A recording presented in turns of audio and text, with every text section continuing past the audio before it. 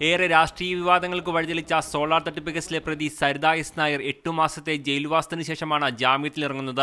ആകെ 33 കേസുകളിലാണ് സരിതയ്ക്ക് ജാമ്യം ലഭിച്ചത്. തിരുവനന്തപുരം സ്വദേശി TC മാത്യുവിൽ നിന്ന് 1 കോടി 5 ലക്ഷം രൂപ തട്ടിയ കേസിലാണ് സരിതയ്ക്ക് അവസാനമായി ജാമ്യം ലഭിച്ചത്. തിരുവനന്തപുരം കോടതിയിൽ പ്രൊഡക്ഷൻ വാറന്റ് ഉള്ളതിനാലാണ് പുറത്തിറങ്ങാൻ വൈകിയത്. എല്ലാ കേസുകളിലും ജാമ്യം ലഭിക്കുന്നതിനായി 12 ലക്ഷത്തിലധികം രൂപയാണ് സരിത കോടതിയിൽ കെട്ടിവെച്ചത്.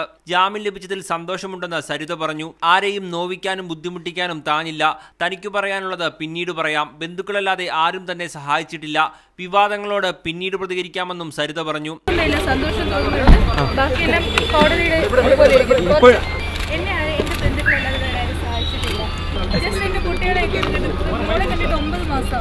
എന്റെ മക്കളെ ഒന്ന് കണ്ട് എന്റെ അമ്മയൊക്കെ ഒന്ന് കണ്ടിട്ട് ഞാൻ അതിനുശേഷം നിങ്ങളോട് പറയാനുള്ളത് ഞാൻ പറയാം. സമാധാനമായി സംസാരിക്കാം. അടുത്ത 2 ദിവസത്തിനകത്ത് തന്നെ നിങ്ങൾ ഫെനിയെ കോൺടാക്ട് ചെയ്യും. ഞാൻ മീറ്റിംഗ് അറിയിച്ചു.